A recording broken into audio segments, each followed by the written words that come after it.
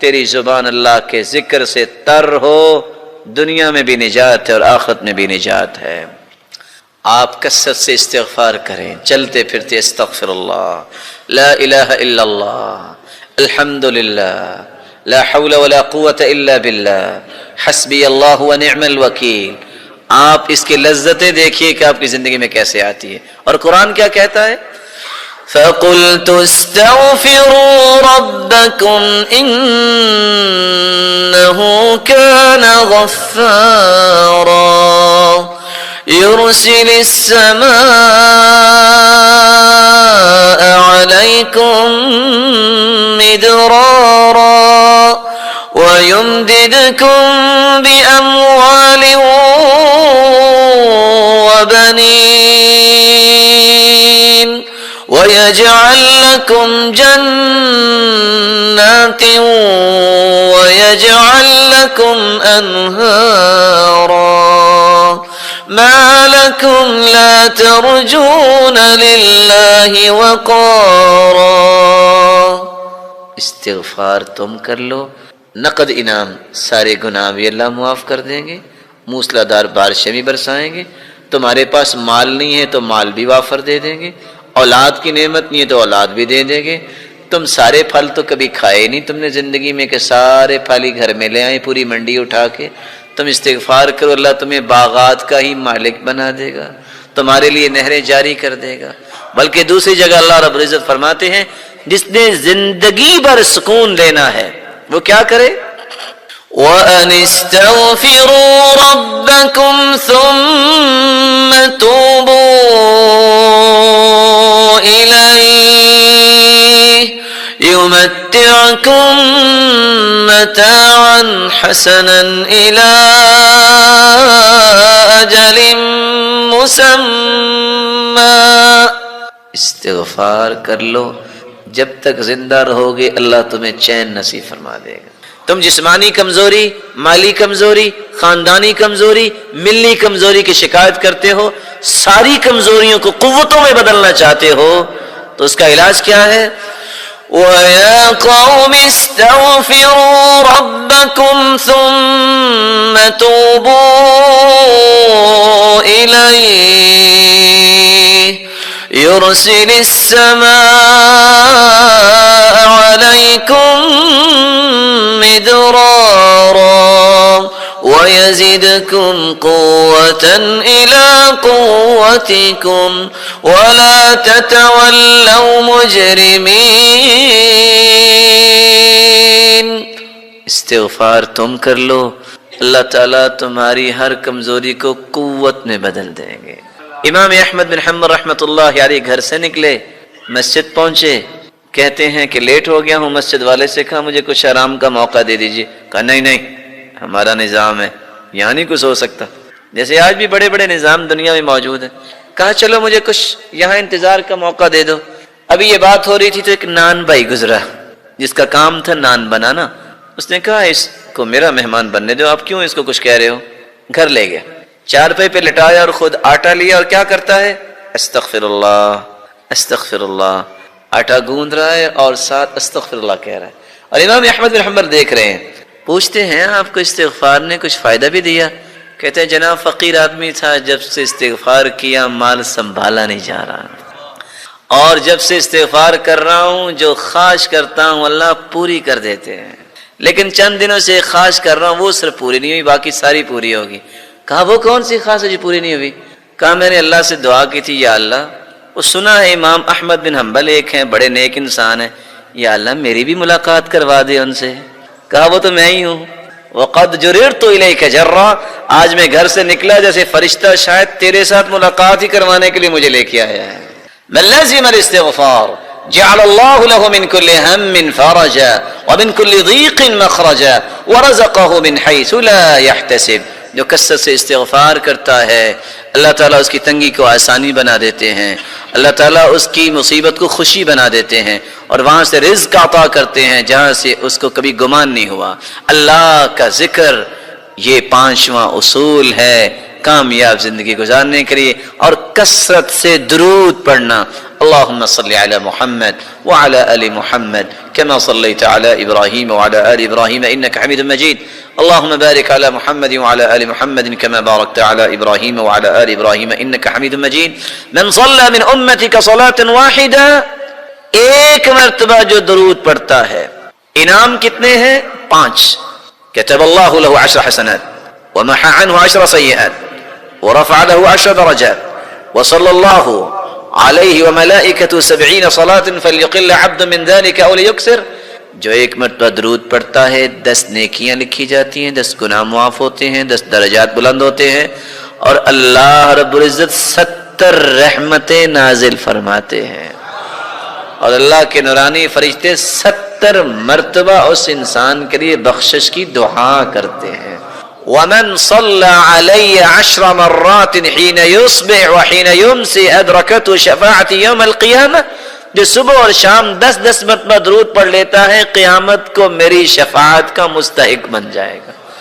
اور اللہ کے رسول اس کے صحابی نے پوچھا میں دعا کتنی کروں اور میں کتنا درود پڑھوں فرمایا تم جتنا بھی پڑھو اچھا ہے کہا ایک ہی سا درود اور دعا ٹھیک ہے فرمایا فإن زدت فهو خير لك اور زیادہ پڑھو فرمایا آدھی دعا اور آدھا درود کہا فإن زدت فهو خير لك اور زیادہ پڑھو تو بہتر ہے کہا اگر میں درود ہی پڑھتا رہوں تو فرمایا اذا تكفى همك ويغفر لك ذنبك تیرے زندگی کے گناہ بھی سارے معاف ہو جائیں گے اور پوری زندگی کے غم بھی اللہ دور فرما دیں گے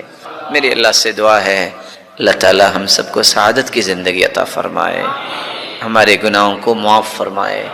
ہماری خطاؤں اور لغزشوں کو معاف فرمائے اللہ رب العزت جو صاحب اولاد ہیں ان کی اولاد کو نیک بنا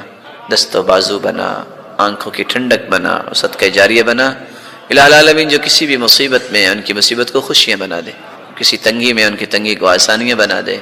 جو روحانی یا جسمانی بیمار ہیں ان کی بیماریوں کو شفاؤں میں بدل دے الہ العالمین بے اولاد کی جھولیوں کو بھی بارونق بنا دے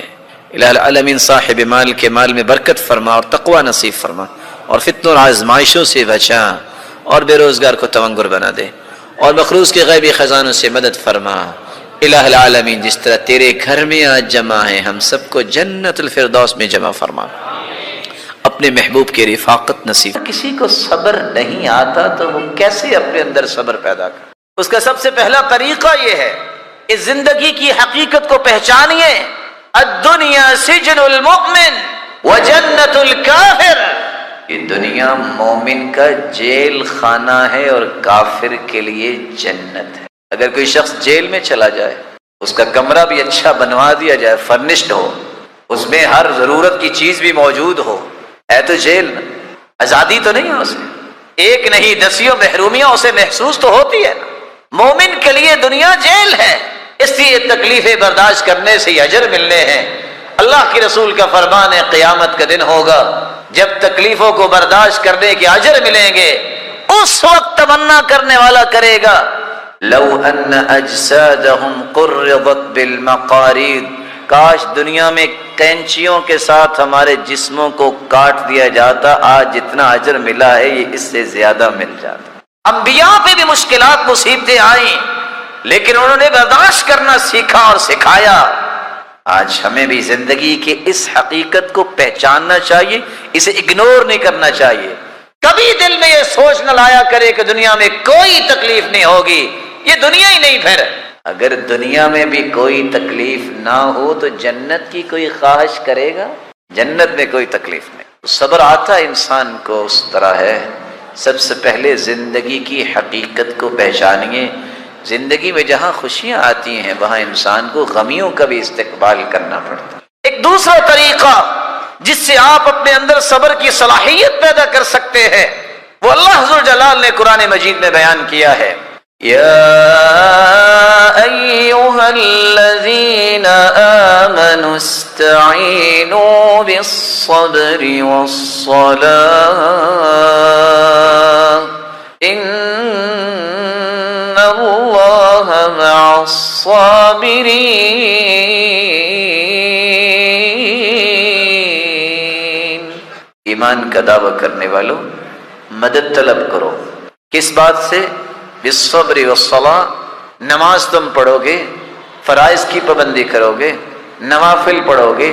سجدہ کرو گے، اللہ تمہارے اندر صلابت اور قوت پیدا کر دیں گے کہ تم صبر کرنے والوں بنو۔ اور آپ صلی اللہ علیہ وسلم کا طریقہ بھی یہ تھا، کان اذا حزبہ امر صلی، آپ کو جب بھی غم آتا، جب بھی پریشانی آتی تو آپ کیا کرتے؟ آپ اللہ کے سامنے سجدہ ریز ہو جاتے۔ عبداللہ ابن عباس رضی اللہ تعالی عنہ کو اطلاع ملی، جا رہے تھے، سواری پہ سوار تھے، اطلاع ملی کہ آپ کے بھائی اللہ کے پاس چلے گئے۔ سواری روکی، نماز شروع کر دی۔ ساتھی نے کہا یہ کیا، آپ جلدی پہنچیے۔ کہا پہنچ کے کیا کروں گا، رب کی امانت رب کے پاس چلی گئی، میں تو صرف اس لیے نماز پڑھ رہا ہوں وہ طاقت تو مجھے مل جائے کہ میں اس صدمے کو برداشت کرنے کے قابل ہو جاؤں، کیونکہ اللہ کے قرآن نے یہ کہا ہے استعینوا بالصبر والصلاۃ، تم اگر اللہ عز و جلال سے مدد طلب کرنا چاہتے ہو تو پھر نوافل پڑھو، تہجد پڑھو، نماز پڑھو اور فوراً اللہ کے سامنے سجدہ ریز ہو جاؤ، تمہارے اندر یہ طاقت آ جائے گی کہ تم بڑے سے بڑے صدمے کو برداشت کر لو۔ ایک تیسرا طریقہ ہے جس سے انسان اگر صبر نہیں آ رہا تو اس کے اندر صبر آ جاتا ہے، اپنی زبان اس پہ اللہ ذوالجلال کا ذکر لاؤ اور اللہ کے رسول پر کثرت سے درود بھیجو۔ الا بذکر اللہ تطمئن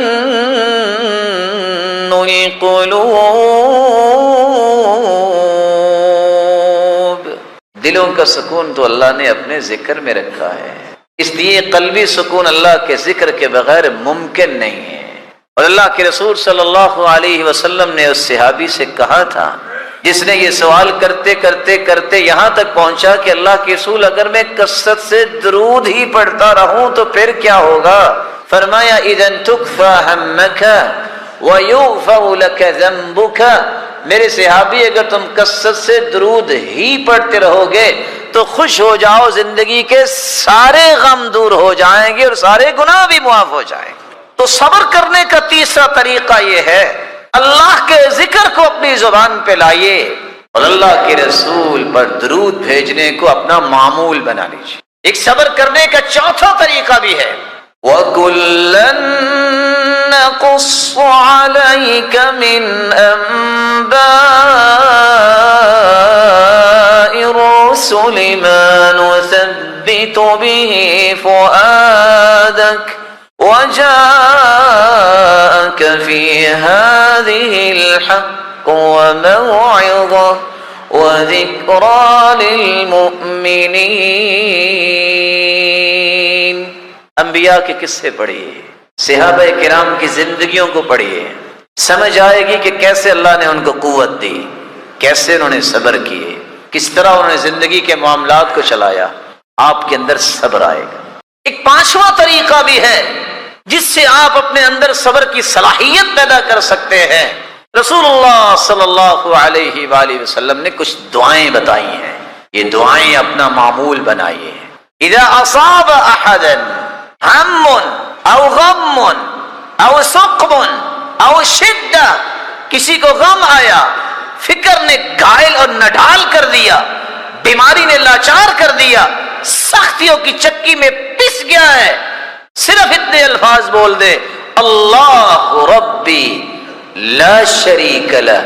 اتنے الفاظ بولنے سے اللہ اتنا راضی ہوتے ہیں کہ غم بھی، ہم بھی اور سختیاں بھی اور بیماریوں کو بھی اللہ دور کر دیتے۔ اللہ اللہ ربی لا اشرک بہ شیئا، یہ شخص جو پڑھ لیتا ہے اللہ ذوالجلال اس کے غموں کو اور پریشانیوں کو دور فرما دیتے۔ اللہ کے رسول کان اذا رعہ شیء، آپ کو بھی جب کوئی پریشانی ہوتی تو آپ یہ بھی پڑھتے، یا حی یا قیوم برحمتک استغیث، اللہ میں تیری رحمت کا ہی طلبگار ہوں، اللہم رحمتک ارجو فلا تکلنی الی نفسی طرفت عین واصلح لی شأنی کلہ لا الہ الا انت۔ یہ الفاظ پڑھنے والا کبھی کمزور دل نہیں ہو سکتا۔ التلبینہ مجمۃ لفؤاد المریض وتذهب ببعض الحزن، رسول اللہ صلی اللہ علیہ وسلم نے ایک چھٹا علاج بھی بیان کیا، تلبینہ کھاؤ، اس سے انسان کا غم بھی دور ہوتا ہے اور بیماری بھی جو مریض ہے اس کی بیماری کو بھی لے جاتا ہے۔ ایک ساتواں اور آخری علاج رسول اللہ صلی اللہ علیہ وسلم نے فرمایا، اگر کسی کو صبر نہیں آ رہا تو وہ میری موت کو یاد کر لے کہ اللہ کے پیارے پیغمبر بھی تو دنیا سے چلے گئے، صحابہ پہ کیا گزری ہوگی۔ رسول اللہ صلی اللہ علیہ وسلم نے فرمایا، اللہ ذوالجلال اپنے فرشتوں سے پوچھتے ہیں، اقبضتم ولد عبدی ثمرۃ فؤادہ، جب تم نے روح کو قبض کیا میرے بندے جو دل کا ٹکڑا تھا کسی کا، یہ بتاؤ اس نے پھر کیا کہا؟ کہا اللہ حمدک واسترجعک، اللہ تیری تعریف ہی کی ہے اور یہی کہا ہے انا للہ وانا الیہ راجعون، تعریف ہی کی ہے الحمدللہ انا للہ وانا الیہ راجعون۔ اللہ ذوالجلال فرماتے ہیں ابنوا لعبدی بیتا فی الجنہ وسموہ بیت الحمد،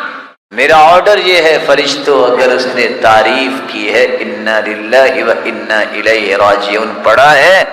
جنت میں کہ ایسا محل تیار کر دو ان کے لیے کہ قیامت کے دن جب جنتی جنت میں جائیں تو ہر دیکھنے والا اس محل کی تعریف ہی کرتا رہے۔